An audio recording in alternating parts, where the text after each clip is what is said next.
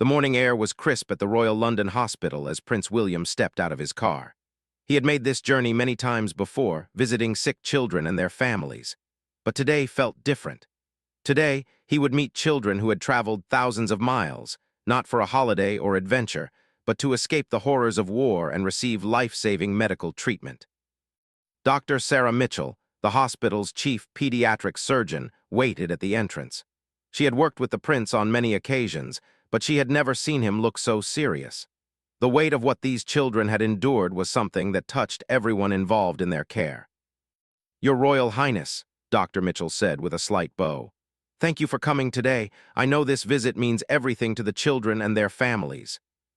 William nodded, his face showing the compassion that had made him beloved by people around the world. "How could I not come? These children have been through more than any child should ever have to face. If my presence here can bring them even a moment of joy, then it's the least I can do."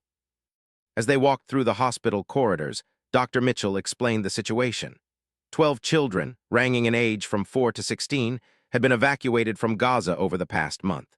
Each child suffered from serious medical conditions that required immediate attention. Some had been injured in the conflict, while others had chronic illnesses that had gone untreated due to the lack of medical supplies and facilities in the war zone. "The youngest is Layla," Dr. Mitchell said softly.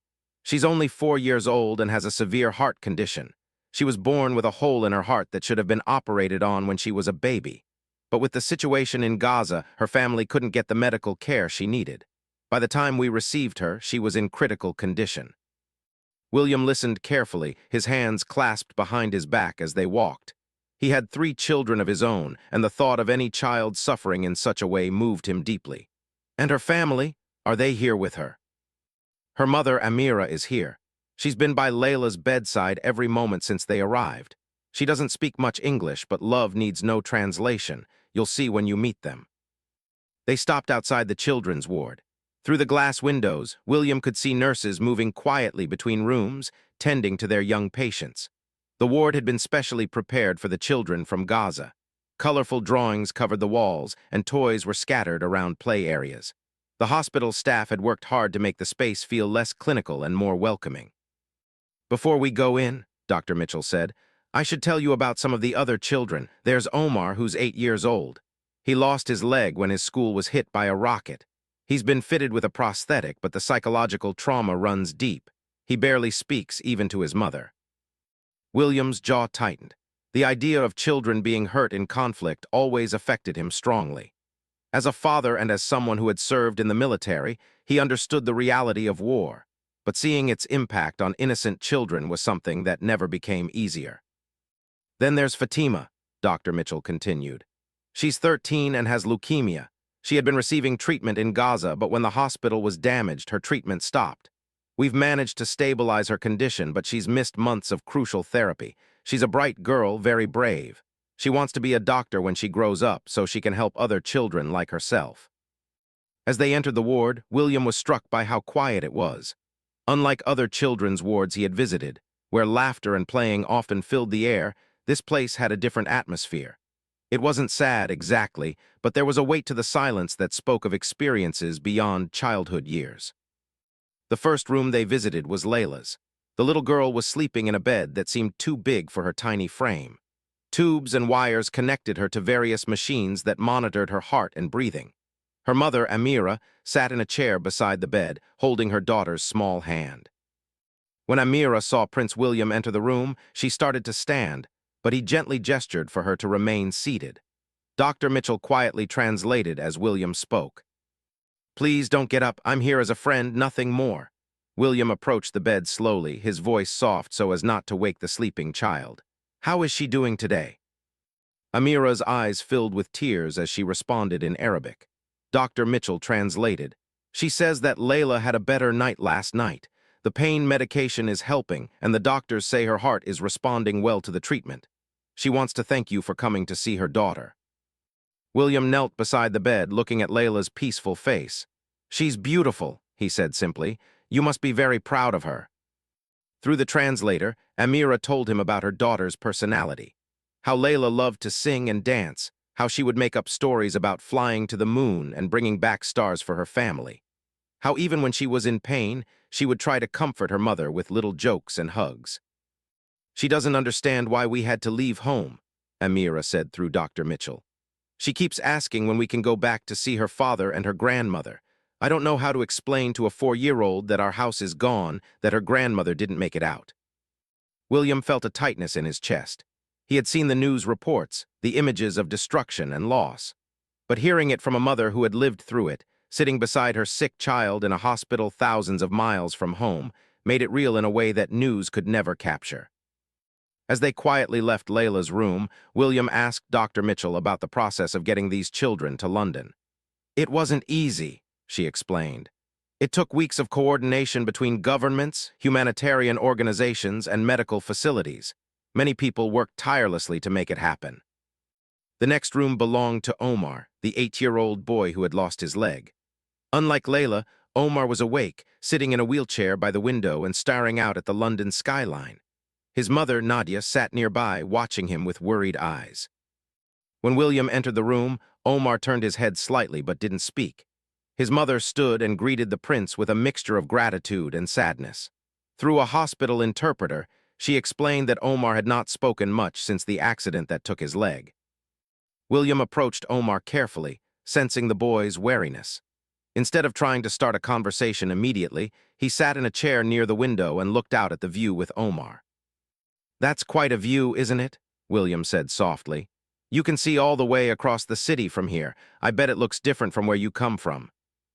Omar glanced at him but still didn't speak. William continued, his voice gentle and patient. "I know this must all seem very strange to you. New country, new language, new people everywhere. It's okay to feel scared or confused." After several minutes of comfortable silence, Omar finally spoke, his voice barely above a whisper. "My father," he said in broken English. "Where is my father?" The question hung in the air like a weight. Nadia's face crumpled, and she began to cry softly. William looked to the interpreter, who quietly explained that Omar's father had been killed in the same attack that injured the boy. William felt his heart break for this child who had lost so much. He moved his chair closer to Omar's wheelchair. "I'm very sorry about your father," he said, his voice thick with emotion. "That must hurt very much." Omar nodded, his eyes filling with tears. "He was teaching me to play football," the boy said. "He said when I got better, we would play together every day." "Your father sounds like he was a wonderful man," William replied. "And you know what? I think he would want you to keep playing football. Maybe not the same way as before, but there are ways. I've met many people who play sports with prosthetic legs. They're some of the strongest, most determined people I know." For the first time since William had entered the room, Omar looked directly at him. "Really?" "Really? In fact, there's a whole Paralympic team full of athletes who have overcome challenges like yours. They run faster and jump higher than most people ever could. Your father would be so proud to see you achieve things like that." Omar considered this for a moment. "Will you teach me?" he asked quietly. William smiled, the first genuine smile he had shown since arriving at the hospital. "I would be honored to help you learn, but first you need to get stronger and finish your treatment here. Deal?" Omar nodded solemnly, as if they had just made the most important agreement in the world. As they left Omar's room, William felt both heartbroken and hopeful. The resilience of these children amazed him, but the weight of their experiences was overwhelming. Dr. Mitchell led him to the next room, where 13-year-old Fatima was reading a medical textbook in English. Fatima looked up when they entered, and despite her pale complexion and the IV line in her arm, her eyes were bright with intelligence and curiosity. Unlike the younger children, she spoke English well, having learned it in school before the conflict disrupted her education. "Your Royal Highness," she said, attempting to stand up. "Please call me William," he said, gently encouraging her to stay comfortable. "And please don't stand on my account. I hear you're studying to be a doctor yourself." Fatima's face lit up with pride. "Yes, sir. I want to help children like me, children who get sick and can't get the medicine they need." She gestured to the textbook. "Dr. Mitchell gave me this book about blood diseases. It's helping me understand what's happening in my body." William was impressed by her determination and maturity. "That's incredible, Fatima. Most 13-year-olds are worried about homework and friends, and here you are studying university-level medicine." "I still worry about friends," Fatima said with a small smile.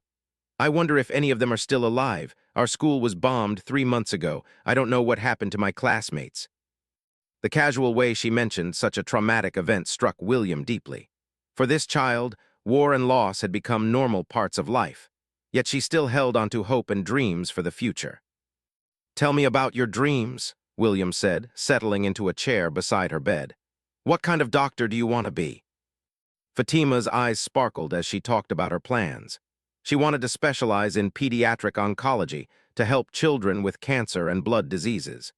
She had already started thinking about which universities she might attend and what research she might pursue. I think that children who have been through difficult times understand other children better, she explained. I know what it feels like to be scared and in pain. I know what it feels like when your parents try to hide how worried they are. I want to use that understanding to help others. William was moved by her wisdom and compassion. You're going to be an amazing doctor, Fatima. I have no doubt about that. They talked for another 20 minutes about her studies, her family, and her hopes for the future. Fatima asked William about his own children, and he found himself sharing stories about George, Charlotte, and Louis. For a moment, the hospital room felt less like a place of illness and more like a comfortable conversation between friends. As they prepared to leave, Fatima asked, "Will you come back to visit us?" Absolutely, William promised. And I want to hear about your progress with your studies. Maybe next time you can teach me something about medicine. Fatima grinned. I'd like that very much. The afternoon continued with visits to other children. Each had their own story, their own struggles, and their own remarkable strength. There was 6-year-old Ahmed, who had been born with a cleft palate and had never been able to speak clearly until the surgeons at Royal London Hospital performed corrective surgery. There was 9-year-old Mariam, who had severe asthma that had been exacerbated by dust and smoke from destroyed buildings. There was 14-year-old Hassan, who had been blinded in one eye but was learning to navigate the world with the help of specialists. Each child touched William in a different way. Their resilience, their hope, and their ability to find joy even in the darkest circumstances reminded him why humanitarian work was so important. But it also filled him with anger at the injustice of children paying the price for conflicts they had no part in creating. As the day drew to a close, William gathered with the medical staff to discuss the children's progress and ongoing needs. Dr. Mitchell explained that while the immediate medical crises had been addressed, many of the children would require long-term care and support.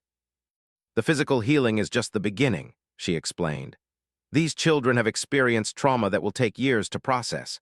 They've lost family members, friends, homes, and their sense of security. Even as their bodies heal, their minds and hearts will need ongoing support. William nodded thoughtfully. What can we do to help with that aspect of their recovery? Dr. Mitchell outlined several programs that could benefit the children. There were trauma counselors who specialized in working with children who had experienced war. There were art and music therapy programs that could help them express emotions they might not be able to put into words. There were educational programs that could help them continue their studies while they recovered. The challenge, Dr. Mitchell continued, is funding. These programs are expensive and many of them aren't covered by standard medical care. The children's families have nothing left. Everything they owned was destroyed in the conflict. William listened carefully, already formulating ideas about how his foundation might be able to help. But he also knew that money alone wouldn't solve everything. These children needed ongoing support, understanding, and most importantly, hope for the future. As he prepared to leave the hospital, William made one final round to say goodbye to the children. In each room, he left behind not just his presence, but a promise. A promise that they wouldn't be forgotten, that their stories mattered, and that people around the world cared about their well-being. When he finally left the hospital, William sat in his car for several minutes before asking his driver to start the journey home. He thought about his own children, safe in their beds at home. He thought about the randomness of birth, how some children are born into safety and privilege while others face unimaginable challenges from their first breath. But most of all, he thought about the strength he had witnessed that day. Children who had every reason to give up hope had instead chosen to fight, to dream, and to believe in a better future. Their courage humbled him and inspired him in equal measure. As London passed by outside his window, William began to formulate plans. This visit had been just the beginning. These children deserved more than just a single day of attention from a royal visitor. They deserved ongoing support, advocacy, and most importantly, the promise that their suffering had not been in vain. The work of healing would be long and difficult. 3 weeks had passed since Prince William's first visit to the Royal London Hospital, but the images of those brave children had never left his mind. He found himself thinking about them during meetings, wondering how Layla's heart surgery had gone, whether Omar had started physical therapy, and if Fatima was still devouring medical textbooks with the same determination he had witnessed. This morning was different from his previous visit. Instead of arriving with formal protocol and media attention, William had requested a private visit. He wore simple clothes, jeans, and a casual sweater, hopping to blend in as much as a member of the royal family possibly could. He wanted the children to see him not as a prince, but as someone who genuinely cared about their well-being. Dr. Sarah Mitchell met him at a side entrance, away from the main hospital lobby where reporters might gather. She looked tired but pleased to see him again. "Your Royal Highness, thank you for coming back. The children have been asking about you constantly." "Please just call me William today," he said with a warm smile. "I told you I'm here as a friend. How are they doing?" As they walked through the hospital corridors, Dr. Mitchell provided updates on each child's progress. The news was mixed. Some children were healing faster than expected, while others faced new complications that required additional procedures. "Layla's surgery was successful," Dr. Mitchell began, her voice carrying relief. "The hole in her heart has been repaired and she's recovering better than we hoped, but she's been having nightmares. She wakes up screaming for her grandmother and it takes hours for her mother to calm her down." William's heart ached hearing this. He had learned that Layla's grandmother had been killed in the bombing that destroyed their neighborhood. For a 4-year-old, the loss of someone who had been a constant presence in her life was incomprehensible. "What about Omar?" William asked as they approached the children's ward. "Omar is making remarkable physical progress. His prosthetic leg is fitted perfectly and he started walking with it. But he still doesn't talk much, except when he asks about the football lessons you promised him." William smiled at this. During his sleepless nights thinking about the children, he had contacted several Paralympic athletes and coaches, arranging for them to visit the hospital. Today would be Omar's first meeting with Marcus Thompson, a Paralympic footballer who had lost his leg in a car accident when he was 12 and had gone on to win 3 gold medals. And Fatima, still reading every medical book she can get her hands on. She's actually helping some of the younger children understand their treatments. She explains things in ways they can understand. Yesterday, I found her teaching Ahmed about how his cleft palate surgery worked, using drawings she had made herself. The first stop was Layla's room. The tiny girl was awake, sitting up in bed while her mother braided her long, dark hair. The improvement in her appearance was remarkable. Color had returned to her cheeks, and her breathing was no longer labored. But when William entered the room, he could see the sadness in her eyes that hadn't been there during her previous sleep-filled visit. "Hello, beautiful Layla," William said softly, approaching her bed. "I hear you had a very important surgery." Layla looked at him with recognition and managed a small smile. She spoke to her mother in Arabic, and Amira translated through the hospital interpreter. "She says she remembers you," Amira said. "She wants to know if you brought her any stars from the moon." William was confused for a moment until he remembered the conversation about Layla loving to make up stories about flying to the moon. He had come prepared this time. Reaching into his pocket, William pulled out a small box. Inside was a necklace with a pendant shaped like a moon, surrounded by tiny diamond stars. "I couldn't go to the moon myself," he said seriously, "but I asked some very special people to make these stars for you." Layla's eyes widened with wonder as her mother helped her put on the necklace. She touched the pendant gently, then looked up at William with the first genuine smile he had seen from her. "She says it's the most beautiful thing she's ever seen," Amira translated, tears rolling down her face. "She says now she has a piece of the moon to keep her safe." William spent several minutes with Layla, listening as she told him through her mother about her dreams. Sometimes she dreamed about flying, which made her happy. But sometimes she dreamed about loud noises and falling buildings, which scared her. William promised her that the doctors and nurses would keep her safe, and that her mother would always be there to protect her. Before leaving, William knelt beside Layla's bed and spoke directly to her, even though she couldn't understand his words. "You are the bravest little girl I have ever met," he said, "and I promise you things will get better." Something in his tone seemed to reach her, because Layla reached out and touched his face with her small hand, then pointed to her heart and smiled. The next visit was to Omar's room, where William found the boy sitting in his wheelchair, staring at a pair of athletic prosthetics that had been delivered that morning. Marcus Thompson, a tall, athletic man in his 30s, was sitting nearby, assembling what looked like a football training setup. "Omar," William said, entering the room, "I'd like you to meet someone very special. This is Marcus, and he's going to show you some amazing things you can do with your new leg." Omar looked between William and Marcus with curiosity. Marcus rolled up his pant leg to reveal his own prosthetic limb, a high-tech carbon fiber device that looked more like something from a science fiction movie than a medical device. "When I was 12 years old," Marcus said in simple English that Omar could understand, "I lost my leg in a car accident. I thought my life was over. I thought I would never run or play sports again." Omar's eyes widened as he listened. Through the interpreter, he asked, "But you can play football now." Marcus grinned and stood up. With fluid, natural movements, he began demonstrating ball control skills that were better than most professional players with two natural legs. He juggled the ball, passed it with precision, and even performed a few tricks that left Omar speechless. "Your turn," Marcus said, passing the ball to Omar. What followed was one of the most remarkable hours William had ever witnessed. Under Marcus's patient guidance, Omar learned to control the ball with his prosthetic leg. At first, he was clumsy and frustrated, but Marcus encouraged him constantly, showing him techniques that worked with prosthetics. "The secret," Marcus explained, "is not to try to play like someone with two natural legs. You have to develop your own style, use your strengths in different ways."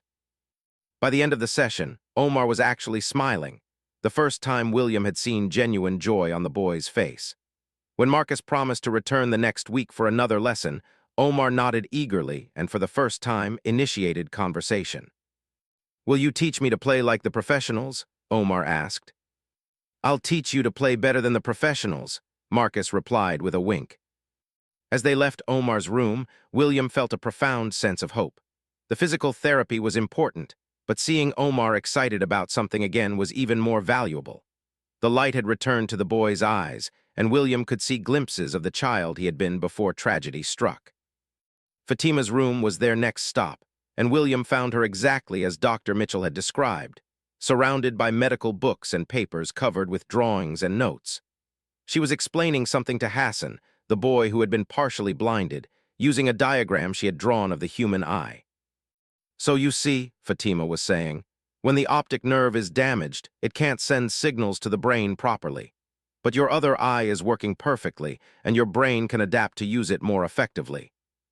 Hassan was listening intently, asking questions that showed he was beginning to understand his condition better. When they noticed William in the doorway, both children smiled with genuine warmth. "William," Fatima called out, forgetting formal titles in her excitement, "come see what I've been working on." She showed him a notebook filled with detailed medical illustrations and explanations written in both English and Arabic. "I'm creating a guide for children who have medical conditions," she explained. "Dr. Mitchell says that when children understand what's happening to their bodies, they're less scared and they heal better." William was amazed by the sophistication of her work. The drawings were accurate and detailed, but she had added cartoon characters and simple language that made complex medical concepts accessible to young minds. "This is incredible work, Fatima. Have you shown this to Dr. Mitchell?" "Yes, and she says she wants to use it with other patients.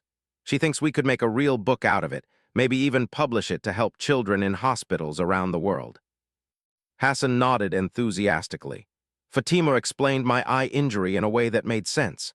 The doctors told me the same information, but she made it clear." William spent time looking through Fatima's notebook, asking questions and offering encouragement. Her passion for medicine was infectious, and her ability to combine scientific knowledge with compassion reminded him of the best doctors he had met. "I have an idea," William said after reviewing her work. "Would you be interested in meeting some of the top pediatric doctors in London? I think they would be very interested in your approach to patient education." Fatima's face lit up with excitement. Really? You could arrange that? I think I can manage it, William said with a smile. As they talked, William learned more about Fatima's background. Before the conflict, she had been at the top of her class in every subject. Her teachers had identified her as gifted and had recommended her for accelerated programs. The war had disrupted all of that, but her determination to continue learning was inspiring. I know that I've lost time, Fatima said seriously. Other children my age in peaceful countries are ahead of me in their studies now, but I believe that what I've experienced gives me something they don't have understanding of what it means to suffer and to heal. William nodded thoughtfully. You know, some of the best doctors I've met are those who have faced their own challenges. It gives them empathy that can't be taught in medical school. The afternoon continued with visits to other children. Ahmed, who had undergone cleft palate surgery, was now speaking clearly for the first time in his life. His joy at being able to communicate properly was evident as he chattered excitedly to anyone who would listen. His mother wept with happiness as she heard her son's voice speaking clearly for the first time.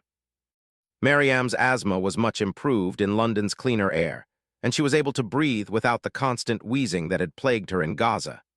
She was a talented artist and had been drawing pictures of her hopes for the future, images of rebuilt schools, children playing in safe playgrounds, and families reunited. Hassan was adapting remarkably well to his partial blindness. With help from specialists, he was learning navigation techniques and had even started learning Braille. His determination to continue his education, despite his visual impairment, impressed everyone who worked with him. Each child had their own story of progress and setbacks, hope and fear. But what struck William most was their resilience and their ability to support each other. Despite their young ages and their own struggles, they had formed a community within the hospital. The older children helped the younger ones, and they shared their fears and hopes with each other in ways that sometimes seemed more effective than formal counseling. During a break in his visits, William met with the hospital's psychological support team. Dr. Rebecca Hartley, the lead trauma counselor, explained the unique challenges of working with children who had experienced war. These children have seen things that most adults never experience, Dr. Hartley explained. They've lost family members, witnessed violence, and lived with constant fear. The psychological healing is often more complex than the physical healing. She described the various therapeutic approaches they were using. Art therapy allowed children to express traumatic experiences they couldn't put into words.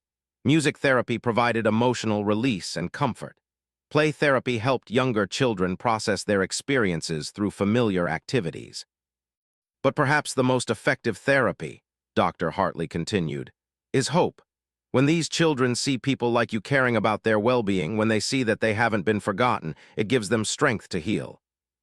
William was particularly interested in the family dynamics.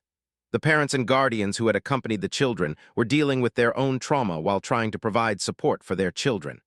Many had lost spouses, parents, homes, and livelihoods.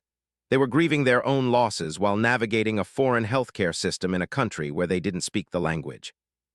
We've arranged language classes for the families, Dr. Mitchell explained.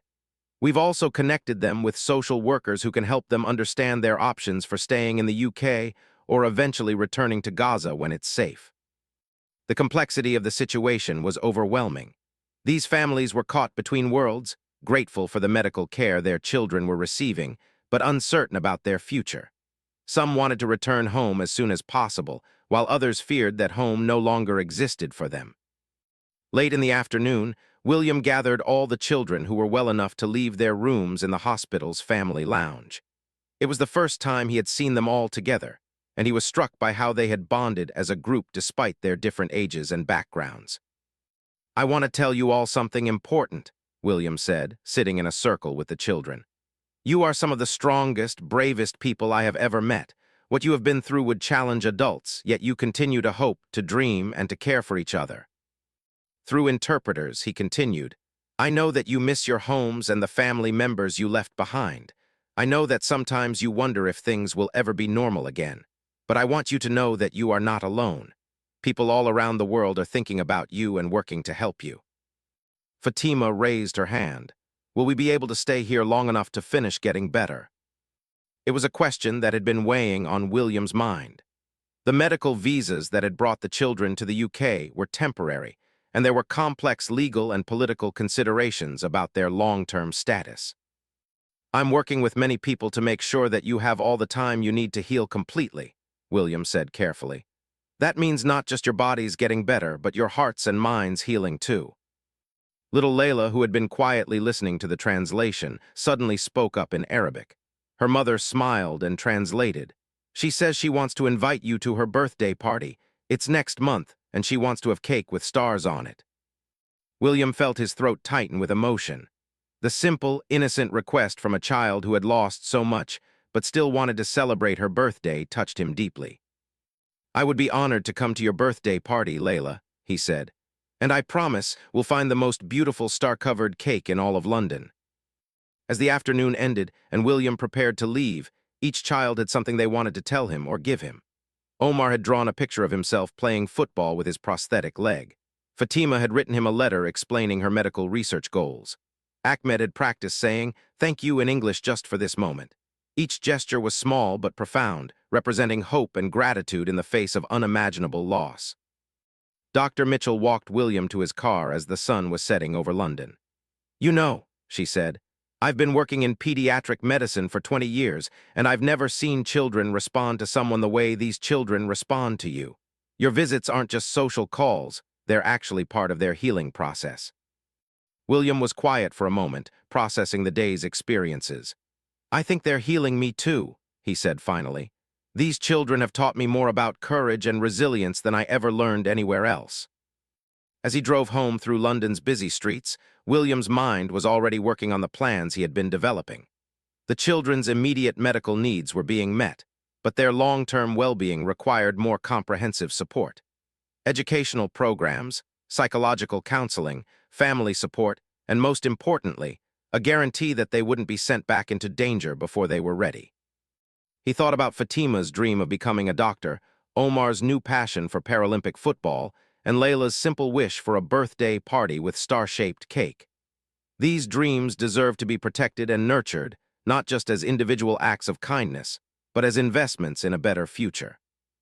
The seeds of what would become a major humanitarian initiative were already forming in William's mind. But tonight, he just wanted to go home to his own children, hug them a little tighter, and be grateful for the randomness of fate that had placed them in safety, while other children faced such enormous challenges. Tomorrow, the real work would begin. But if the children could show such strength and hope in the face of unimaginable loss, then certainly the adults around them could find the commitment to provide the support they needed. 2 months after his first visit, Prince William found himself in an unexpected place, sitting on the floor of Layla's hospital room, helping her practice walking as she recovered from her heart surgery. The formal protocols of royal visits had long since disappeared, replaced by something more meaningful, genuine relationships built on trust and mutual caring. Layla, now stronger and more confident, took careful steps across the room while holding William's hands. Her star necklace caught the afternoon light streaming through the window, and she chatted constantly in a mixture of Arabic and the English words she was rapidly learning. "Moon Prince," she called him, a nickname that had stuck after their first conversation about stars. "Watch me walk to the moon." William laughed as she took several independent steps before reaching out for his support again. "You're getting stronger every day, little astronaut. Soon you'll be running to the moon." Amira, Layla's mother, watched from her chair with a mixture of joy and anxiety. The physical improvements in her daughter were remarkable, but she carried a burden that William was only beginning to understand. Through the interpreter, she had recently confided her fears about the future. "She asks me when we're going home," Amira had explained the week before. "But how can I tell a 4-year-old that there is no home to go back to? How do I explain that her father might not be alive? How do I tell her that even if we could return, the hospitals there can't provide the ongoing care she needs for her heart?" These conversations had sparked something in William that went far beyond charitable visits. He had spent sleepless nights researching refugee law, medical visa extensions, and humanitarian protection policies. He had made calls to government officials, immigration lawyers, and international aid organizations. What he discovered was a complex web of bureaucracy that seemed designed more to exclude than to protect. Today's visit had a different purpose. William had arranged for several specialists to meet with the families to discuss long-term care plans and legal options. But first, he wanted to check on each child's progress. In the physical therapy room, he found Omar working with Marcus Thompson on advanced mobility techniques. The transformation in the 8-year-old boy was remarkable. Where once there had been a withdrawn, traumatized child, now there was a determined young athlete pushing himself to master new skills. "Watch this, William," Omar called out, demonstrating a running technique that Marcus had taught him. The fluid motion was impressive, and the confidence in Omar's voice was even more so. But it was the conversation after the demonstration that revealed the depth of Omar's healing. As they sat together on exercise mats, Omar spoke about his nightmares for the first time. "I still dream about the loud noise," he said quietly. "The noise that took my leg and my father, but now in the dreams I can run away. Marcus taught me that I'm faster now than I ever was before." William nodded thoughtfully. "Dreams can be scary, but it sounds like you're learning to be stronger than your fears." Omar considered this seriously. "Marcus says that sometimes bad things happen to teach us how strong we really are. He says my father would be proud of how strong I've become." The wisdom in those words, coming from an 8-year-old, took William's breath away. "I think your father would be very proud of you, Omar. I know I am." Their conversation was interrupted by the arrival of Dr. Patricia Williams, a specialist in prosthetic technology for children. She had come to discuss Omar's long-term prosthetic needs as he grew. "Omar will need new prosthetics every year or two as he grows," Dr. Williams explained to Omar's mother, Nadia. "The devices are expensive, and they require regular maintenance and adjustment. In addition, he'll need ongoing physical therapy to maintain his mobility." The unspoken question hung in the air. Who would pay for these ongoing needs if the family returned to Gaza, where such specialized care was unavailable? Nadia listened to the translation with growing concern. Through the interpreter, she asked, "How much do these prosthetics cost?" When Dr. Williams quoted the figures, Nadia's face paled. A single prosthetic device cost more than her family had earned in several years before the war. The ongoing care requirements were far beyond anything they could afford, even if they were able to rebuild their lives. William watched this conversation with growing determination. These children had survived bombing, displacement, and medical crises, only to face the crushing reality of economic barriers to their ongoing care. Later that afternoon, William met with Fatima in the hospital's library, where she had been spending most of her time when not receiving treatment. Her leukemia was responding well to therapy, but she had several more months of intensive treatment ahead of her. Fatima had transformed the corner of the library into her personal medical research center. Books on oncology, immunology, and pediatric medicine were stacked around her, along with notebooks filled with her observations and questions. "I've been thinking about something," Fatima said as William settled into a chair beside her study area. "All of us children here, we're getting the best medical care in the world. But what about all the children who couldn't come to London? What about the ones who are still in Gaza or in refugee camps or in other places where there are wars?" William was struck by her concern for others despite her own ongoing struggles. "What do you think could be done to help them?" Fatima opened one of her notebooks, revealing pages of carefully written ideas. "I've been researching telemedicine, where doctors can help patients over video calls. And I've been learning about mobile medical units that can bring advanced care to dangerous areas." She showed him diagrams she had drawn of mobile hospitals and satellite communication systems. Her ideas were remarkably sophisticated for a 13-year-old, combining her first-hand experience of medical need with genuine research into solutions. "I think that when I become a doctor, I want to create a system where children in war zones can get the same kind of care we're getting here," she continued. "Maybe they can't all come to London, but we could bring London to them." William was amazed by the scope of her thinking. "Fatima, these are incredible ideas. Have you shared them with Dr. Mitchell?" "I wanted to make sure they were good ideas first," she said shyly. "I know I'm just a patient, not a real doctor yet." "You may not have your medical degree yet, but you have something just as valuable. You understand the problem from the inside. That makes your ideas more valuable, not less." Their conversation was interrupted by the arrival of Dr. Emma Richardson, a pediatric psychiatrist who had been working with several of the children. William had requested this meeting to better understand the psychological challenges the children faced. The trauma these children have experienced is complex, Dr. Richardson explained as they moved to a quiet conference room. It's not just the immediate violence they witnessed, but the ongoing uncertainty about their future. Children need stability and predictability to heal properly. She described the various ways trauma was manifesting in different children. Some, like Omar, were experiencing nightmares and flashbacks. Others, like Ahmed, were showing signs of anxiety and difficulty concentrating. A few were displaying regression behaviors, acting younger than their actual age. But perhaps the most challenging aspect, Dr. Richardson continued, is what we call ambiguous loss. These children don't know what happened to family members, friends, and communities they left behind. They can't properly grieve because they don't have closure. This concept hit William particularly hard as he thought about Layla's questions about her father and grandmother. The not knowing seemed almost worse than confirmed loss. What can be done to help them process this uncertainty? William asked.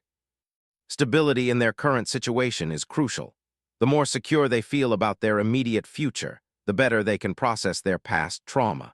But right now, many of these families are living day to day, not knowing whether they'll be allowed to stay for their children's full treatment. The conversation highlighted the urgent need for the legal consultation William had arranged. Later that afternoon, immigration lawyer Sarah Chen met with the families to explain their options.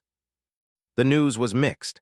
Some children, like Fatima, whose treatment would take many months, had strong cases for extended medical visas. Others, whose immediate medical crises had been resolved, faced more uncertain futures. The system is designed for emergency medical treatment, not long-term care and rehabilitation, Lawyer Chen explained. A child who needs a single surgery has a clear path, but a child who needs years of physical therapy, psychological counseling, and prosthetic adjustments doesn't fit as neatly into existing categories. William listened to these explanations with growing frustration. The bureaucratic barriers seemed designed by people who had never looked into the eyes of a traumatized child, or watched a mother try to explain why they might have to leave before their child was fully healed. During a break in the legal consultations, William found himself in the hospital chapel, a quiet space where families often went to pray or simply find peace. He wasn't alone. Hassan, the boy who had been partially blinded, was sitting in the front pew with his mother. Hassan had been struggling more than some of the other children. His visual impairment made adapting to a new environment particularly challenging, and he had been having difficulty sleeping and concentrating on his studies. Hassan, William said gently, sitting beside them, "How are you feeling today?" Hassan turned toward his voice but didn't respond immediately. His mother, Layla, spoke for him through the interpreter. "He's been very quiet lately. He says he feels useless because he can't see to help the other children the way Fatima does." William felt his heart ache for Hassan's struggle. "Hassan, may I tell you something? Some of the strongest, wisest people I know are people who have faced challenges like yours. They see things that the rest of us miss." Hassan listened carefully as the translation was provided. Then, in halting English, he responded, "But I cannot read books like Fatima. I cannot play football like Omar. What good am I?" "What if I told you that your voice is the most beautiful thing in this hospital?" William replied. "Yesterday, I heard you singing to comfort little Ahmed when he was scared before his follow-up surgery.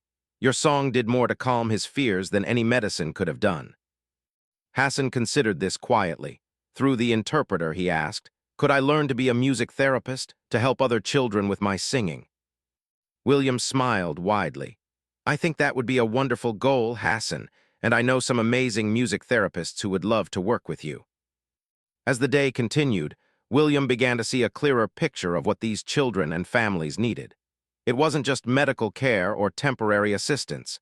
They needed a comprehensive support system that addressed their physical, emotional, educational, and practical needs. That evening, William called an emergency meeting with his foundation staff. In a conference room at Kensington Palace, he outlined his vision for what would become the Gaza Children's Healing Initiative. "We're going to create a new model for helping children who are refugees due to medical emergencies," William explained to his team. "It will provide not just immediate medical care, but long-term support that addresses every aspect of their healing and development."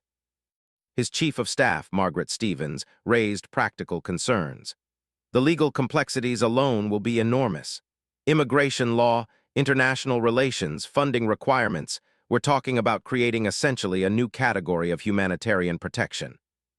William nodded.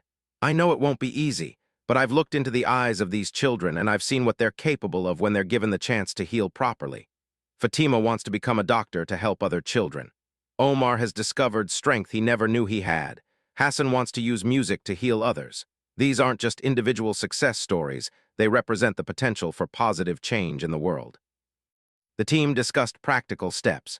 They would need to work with government officials to create new legal pathways for long-term medical refugees. They would need to establish partnerships with hospitals, schools, and social service organizations. They would need to create funding mechanisms that could support families for years, not just months. Most importantly, William continued, we need to make sure that these children's voices are heard in creating these programs. They understand their needs better than any adult making decisions from an office. As the meeting ended late that evening, William felt both exhausted and energized. The scope of what they were attempting was enormous, but the alternative, allowing these children's healing to remain incomplete due to bureaucratic barriers, was unacceptable. Before going home, William made one final visit to the hospital. The children were all asleep, but he walked quietly through the ward, checking on each room. In Layla's room, he found Amira awake, sitting by her daughter's bedside as she did every night. I wanted to tell you something, William said through the interpreter. Tomorrow I'm going to speak with government ministers about creating new programs to help families like yours. I can't promise immediate solutions, but I can promise that we won't give up fighting for you. Amira's eyes filled with tears as she listened to the translation. Through the interpreter, she said, you have given us more than medical care for our children. You have given us hope. That is a gift we can never repay. As William drove home through London's quiet midnight streets, he reflected on how profoundly these children had changed his understanding of his role and responsibilities. He had started as a visitor offering comfort and support, but he was becoming something more, an advocate for a new approach to humanitarian assistance that recognized that true healing required more than just treating immediate crises. The children had survived bombs and displacement and medical emergencies. Now they were facing perhaps their greatest challenge, navigating systems and bureaucracies that weren't designed to protect their long-term well-being. But they wouldn't face these challenges alone. William's commitment to these children was no longer just personal. It was becoming institutional, policy-focused, and designed to help not just the 12 children currently in his care, but potentially thousands of others who would face similar situations in the future. The real work of building a new model for humanitarian assistance was just beginning.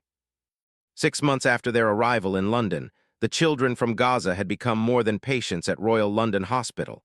They had become teachers, advocates, and symbols of resilience that inspired everyone who met them. Prince William arrived at the hospital on a crisp October morning to witness something unprecedented. Fatima was presenting her medical research to a panel of London's leading pediatric specialists. The hospital's main conference room buzzed with anticipation as doctors, nurses, and medical students gathered to hear from the teenage patient who had captured everyone's attention with her remarkable insights into child-centered medical care. William took a seat in the back row, wanting to observe without drawing attention away from Fatima's moment. Dr. Mitchell introduced the presentation with pride evident in her voice. Today, we're honored to hear from Fatima Al-Rashid, who has spent the past 6 months not only receiving treatment for leukemia, but also conducting independent research into pediatric patient communication and support systems. Fatima stood at the podium with remarkable composure for a 13-year-old addressing a room full of distinguished physicians. Her notebook had evolved into a comprehensive presentation, complete with slides, charts, and recommendations. When I first came to this hospital, Fatima began, her English now fluent and confident, I was scared not because of my illness, but because I didn't understand what was happening to my body. The doctors here are excellent, but they sometimes forget that medical words mean nothing to a frightened child. She clicked to her first slide, which showed drawings she had made of children's faces expressing different emotions: fear, confusion, hope, and understanding. I have created what I call the bridge system, a way to help doctors and children communicate better. It uses simple pictures, stories, and hands-on demonstrations to explain medical procedures in ways that children can understand and feel comfortable with. The audience was captivated as Fatima explained her methodology. She had tested her approaches with the other children in the ward, refining her techniques based on their feedback and responses. For example, she continued, when Ahmed needed to understand his cleft palate surgery, traditional medical explanations scared him. But when I used puppets to show how the doctors would help his mouth work better, and drew pictures of children who had the same surgery living happy lives, he became excited about the procedure instead of afraid. Dr. James Morrison, head of pediatric surgery, raised his hand. Fatima, have you documented the effectiveness of your methods? Do you have data showing improved patient outcomes? Fatima smiled confidently. Yes, sir. I worked with the nursing staff to track anxiety levels, cooperation during procedures, and recovery times for children who used my bridge system compared to standard communication methods. The results show significant improvements across all metrics. She presented charts and graphs that would have impressed medical school professors. Her data was thorough, her analysis was sophisticated, and her conclusions were backed by solid evidence. William watched with amazement as this young girl, still receiving cancer treatment herself, presented research that could revolutionize pediatric medicine. But what impressed him most was her passion and her commitment to helping other children avoid the fear and confusion she had initially experienced. After the presentation, the medical staff surrounded Fatima with questions and suggestions for expanding her research. Dr. Morrison approached William during the discussion.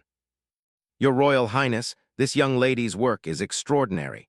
We want to implement her bridge system throughout our pediatric departments, and we're discussing publication in medical journals. She's also been accepted into a special program at Imperial College for gifted young researchers. William felt a surge of pride, as if Fatima were his own daughter. She's remarkable, isn't she? What are the implications for her immigration status with this academic opportunity? That's being worked out through the new pathways your foundation helped establish. Her contributions to medical research, combined with her ongoing treatment needs, qualify her for the extended humanitarian protection visa. This was exactly the kind of success William had hoped for when he pushed for new legal frameworks to support the Gaza children. But Fatima's achievement was just one of several breakthroughs happening simultaneously. In the hospital's rehabilitation center, Omar was working with his physical therapy team on preparation for his first competitive race. The 8-year-old had progressed far beyond basic mobility and was now training with the UK's Junior Paralympic Development Squad. Watch this, Omar called to William as he entered the rehabilitation gym. The boy accelerated down a practice track with fluid, powerful strides that would have been impressive for any athlete, let alone a child who had learned to walk with a prosthetic just 6 months earlier. Marcus Thompson, who had become Omar's regular coach, timed his sprint with obvious pride.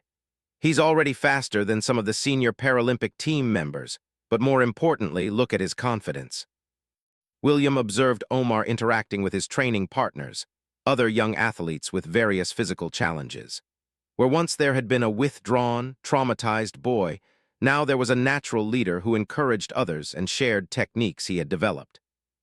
Omar has been mentoring other child amputees who come to the center, Marcus explained.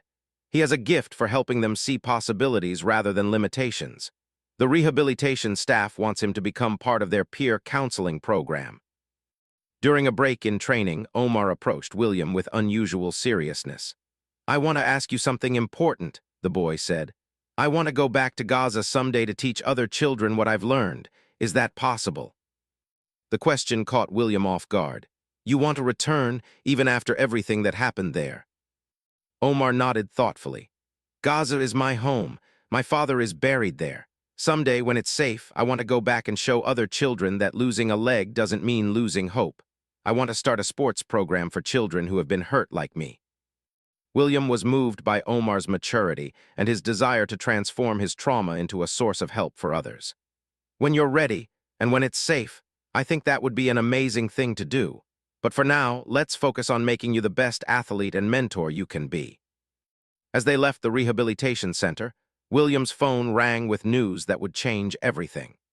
His assistant informed him that the Home Secretary wanted to meet to discuss formally adopting the Gaza Children's Healing Initiative as a pilot program for the UK government's new humanitarian response framework. The meeting was scheduled for the next week, but before then, William wanted to check on Layla's progress. The 4-year-old had not only recovered completely from her heart surgery, but had become something of a celebrity within the hospital. Her joy and resilience had made her a favorite among staff and volunteers. William found Layla in the hospital's children's playroom, leading a group of young patients in a singing game. Her energy and leadership skills were remarkable for someone so young, and her ability to communicate in both Arabic and English made her a bridge between different communities in the hospital. "Moon Prince," she called out when she saw William running to give him a hug. "Look what I can do." She proceeded to demonstrate a complex hand-clapping game while singing a song that combined English nursery rhymes with Arabic melodies. The other children joined in, creating a joyful cacophony that filled the playroom with laughter. Amira, Layla's mother, watched from a nearby chair with tears of joy in her eyes. The transformation in her daughter was nothing short of miraculous. The pale, struggling child who had arrived in London had become a vibrant, confident little girl who brought happiness wherever she went. "She wants to be a teacher when she grows up," Amira told William through the interpreter. "She says she wants to teach children from different countries how to be friends with each other." William knelt down to Layla's level. "That sounds like a wonderful dream, little astronaut. The world needs teachers who can help people understand each other." Layla nodded seriously. "I want to teach children that it doesn't matter where they come from or what language they speak. We can all be friends and help each other." The wisdom in her simple statement struck William profoundly. This 4-year-old had learned lessons about unity and compassion that many adults never mastered. Later that afternoon, William visited Hassan in the hospital's music therapy room. The boy who had struggled with blindness and depression had found his calling in music, and his progress was remarkable. Hassan sat at a piano, his fingers moving across the keys with surprising skill for someone who had been playing for only a few months. The melody he played was hauntingly beautiful, combining traditional Middle Eastern scales with contemporary harmonies. "This is a song I wrote for the other children," Hassan explained as he finished playing. "It's about finding light in darkness and hope in difficult times." The music therapist, Alina Vasquez, had been working intensively with Hassan to develop his musical talents. "Hassan has exceptional natural ability," she told William. "But more importantly, he has an intuitive understanding of how music can heal emotional wounds." Hassan had begun working with younger children in the hospital, using music to help them process their fears and traumas. His approach was gentle and effective, and the nursing staff had noticed significant improvements in the children who worked with him. "I understand what it feels like to be scared and to feel like you can't do the things you used to do," Hassan explained to William. "When I play music for them, they remember that there are still beautiful things in the world." The boy's maturity and empathy were beyond his years, forged by experiences that no child should have to endure, but transformed into a source of strength for himself and others. During his rounds that day, William also checked on Ahmed, whose speech therapy had been remarkably successful. The 6-year-old boy who had never been able to speak clearly due to his cleft palate was now chattering constantly, making up for years of silent frustration. Ahmed had become fascinated with storytelling and was creating elaborate tales about brave children who overcame challenges to help their friends and families. His speech therapist noted that his rapid progress was partly due to his determination to communicate all the stories that had been building up inside him for years. "Ahmed wants to write books for children," his mother explained to William. "He says he wants to tell stories about children who are different but special in their own ways." The theme of transformation and empowerment ran through all the children's stories. Each had taken their traumatic experiences and found ways to use them as sources of strength and motivation to help others. As evening approached, William gathered with the hospital's leadership team to review the remarkable progress of the Gaza children and discuss the implications for the expanded program they were developing. Dr. Mitchell presented data that showed across-the-board improvements not just in the physical health of the children, but in their psychological well-being, educational development, and social integration. More importantly, Their presence in the hospital had positively impacted the entire pediatric ward. These children have become inadvertent therapists for other patients, Dr. Mitchell explained. Fatima's communication techniques are being requested by families throughout the hospital. Omar's determination inspires other young amputees. Hassan's music therapy sessions have become the most popular program in the pediatric ward. Layla's joy is literally contagious. Staff morale has improved significantly since she started organizing sing-alongs. The hospital was now receiving requests from medical centers around the world wanting to learn about their integrated approach to treating refugee children. The model they had developed by necessity was proving to be revolutionary in its effectiveness. But perhaps the most significant development, Dr. Mitchell continued, is that these children have become advocates for themselves and others. They're not just passive recipients of care, they're active participants in creating solutions. William nodded thoughtfully. This was exactly what he had hoped would happen, but seeing it actually occur was deeply moving. The children had reclaimed their agency and were using their experiences to create positive change. The meeting ended with plans for expanding the program to support additional children from conflict zones around the world. The Gaza children had proven that with comprehensive support, young refugees could not only heal from trauma, but could become sources of innovation and inspiration. As William prepared to leave the hospital, he made one final stop in each child's room. In every case, he found children who were fundamentally different from the scared, hurt individuals who had arrived 6 months earlier. They had become confident, purposeful young people with clear goals for their futures. More importantly, they had become a family, supporting each other, celebrating each other's successes, and working together to help new children who arrived at the hospital. Fatima was reading medical journals while helping Hassan with a composition assignment. Omar was teaching Ahmed how to kick a football with proper technique. Layla was showing Maryam how to braid friendship bracelets. Each interaction demonstrated the bonds they had formed and the strength they drew from each other.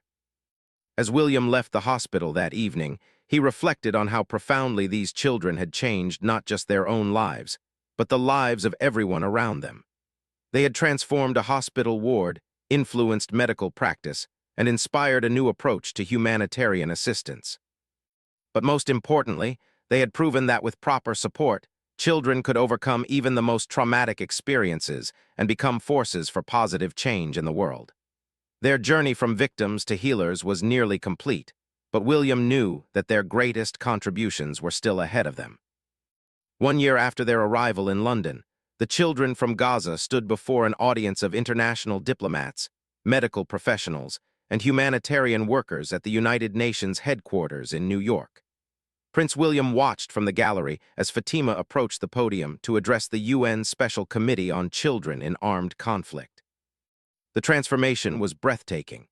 The scared, sick children who had arrived at Royal London Hospital had become confident young advocates whose voices were now being heard at the highest levels of international policy making. "My name is Fatima al-Rashid," she began, her voice clear and strong. "1 year ago, I was dying of leukemia in a bombed hospital in Gaza.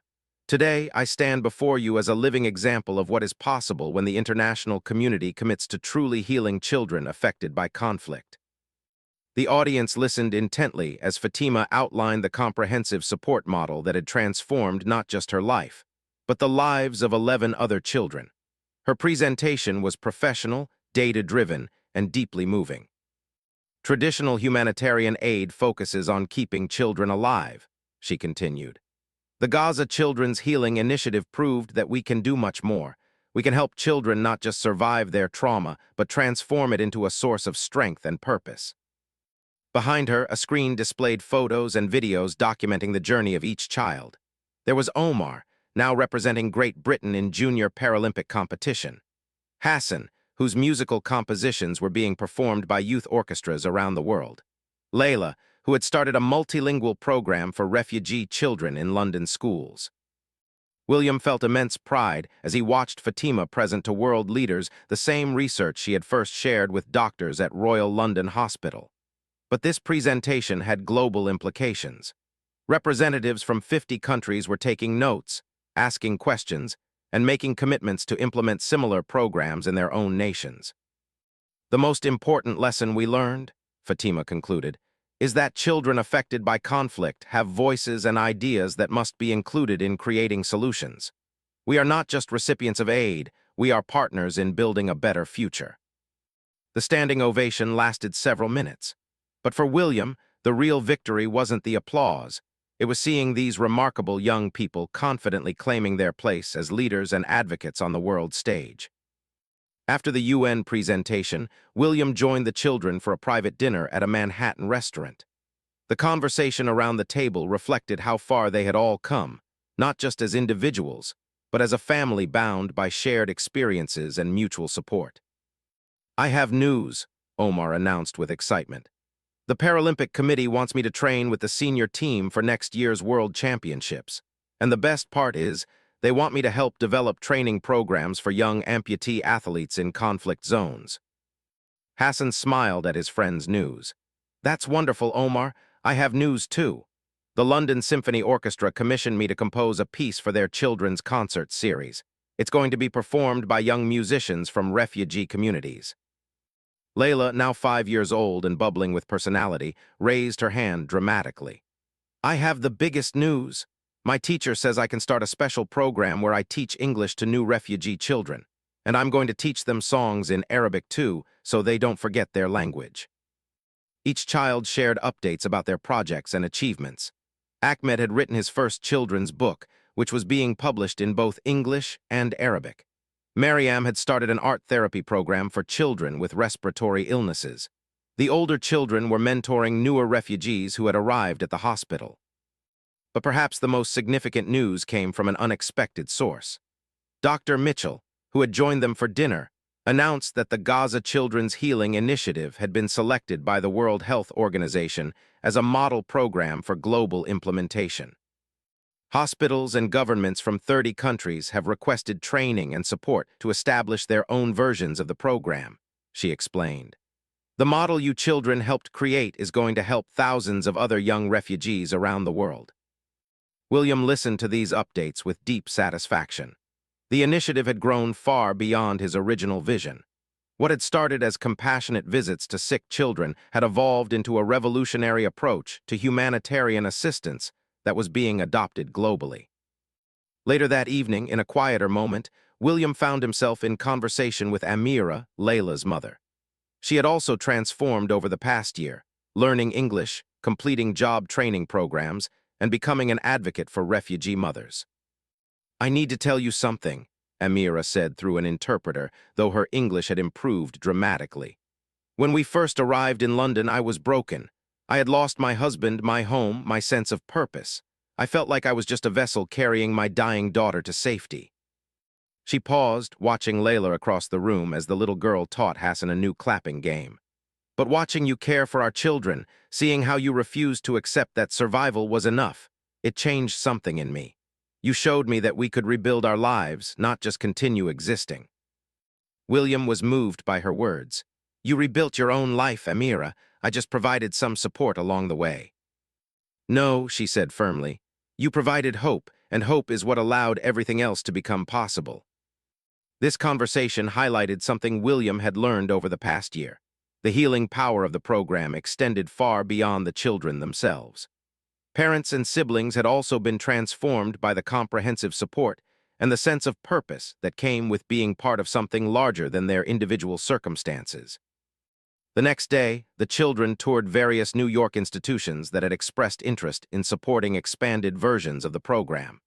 At Columbia Medical School, Fatima met with researchers who wanted to collaborate on her patient communication studies.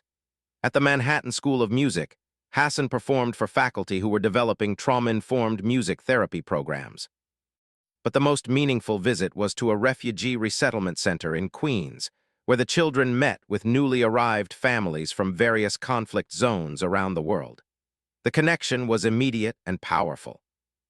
Omar worked with a young Somali boy who had lost his leg to a landmine, sharing techniques for adapting to prosthetic devices and demonstrating that mobility limitations didn't have to limit dreams.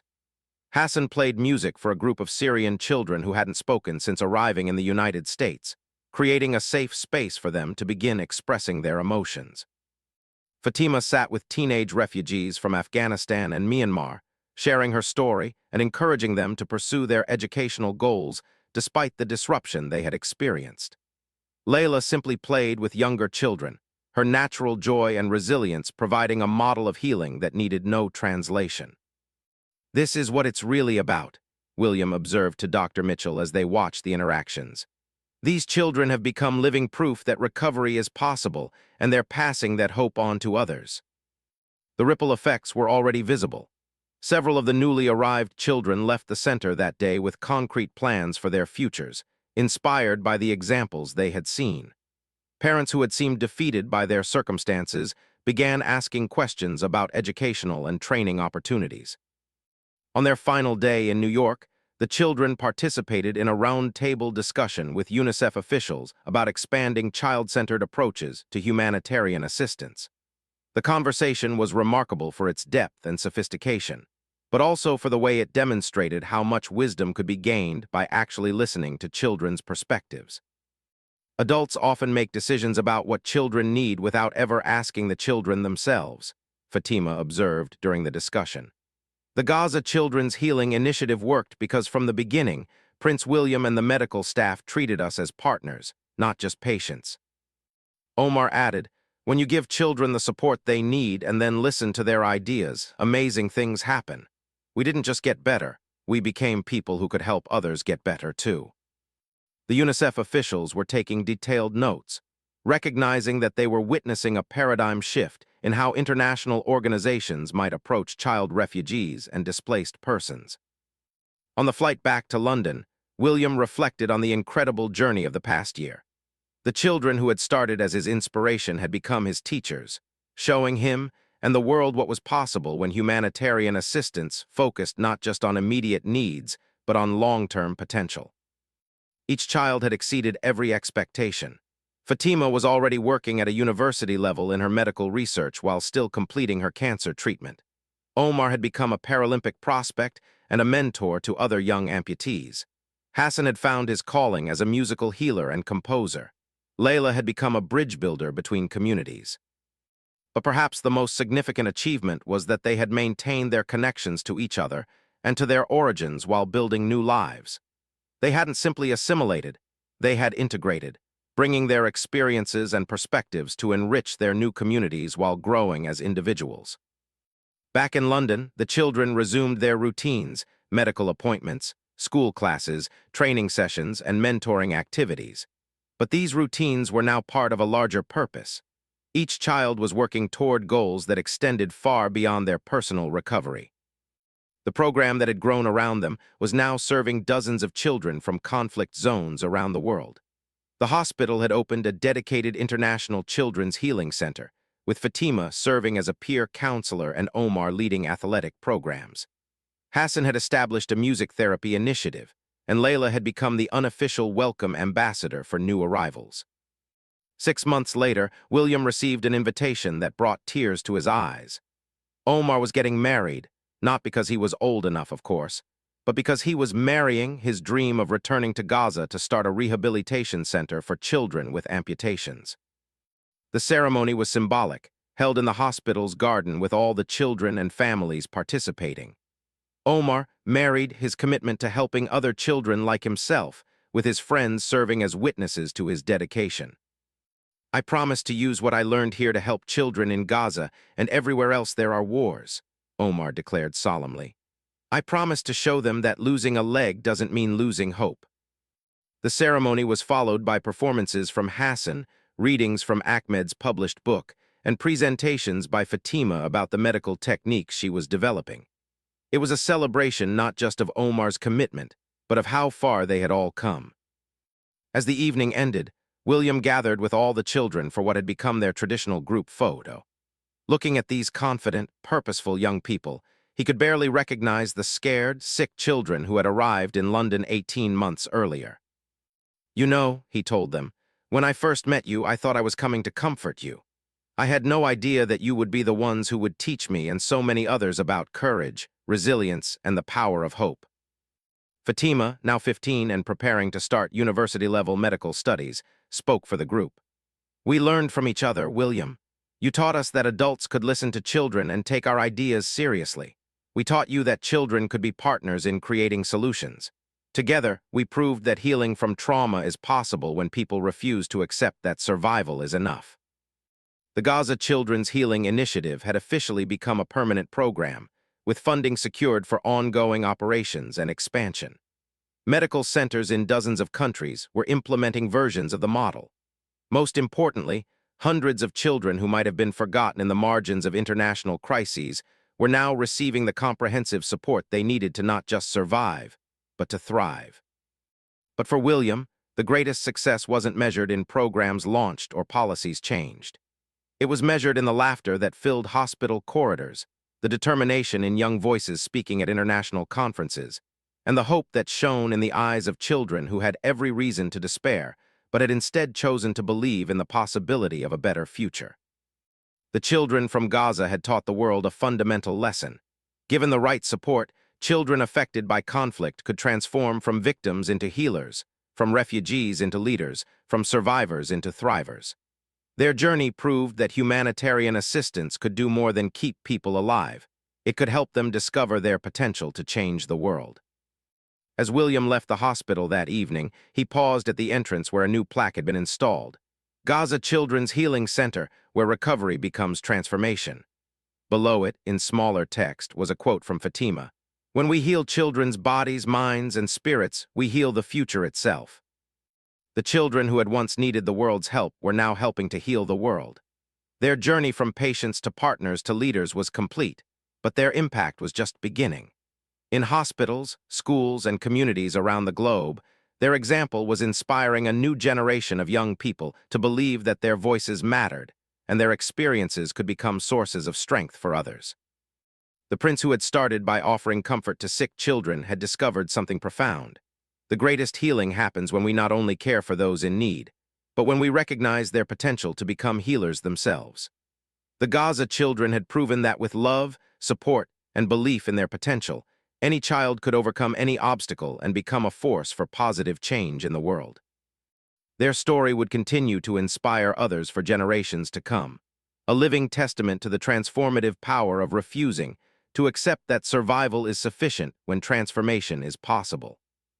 The day had changed William in ways he was only beginning to understand. But one thing was certain: he would not rest until every one of these children had the chance to achieve the dreams they had shared with him. Their courage demanded nothing less than his complete dedication to their cause.